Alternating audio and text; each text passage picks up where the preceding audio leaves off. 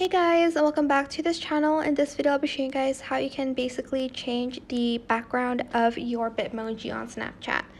So select your Bitmoji here, and on the right side there's going to be an image button, and you're just going to select that.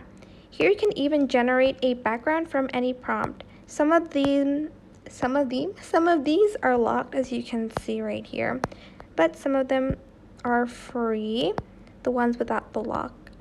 So maybe this donut one looks cute because I love donuts. If you want to send me some donuts. This one's cute too. They have a bunch of options. I like this, it suits my character a lot. You can also change the pose here. There's a few options. That is adorable. I think I'm just going to go with that one. But as you can see, there's a lot of new options that I haven't really used, but I like this one the best. Then once you're done, you're just going to press save.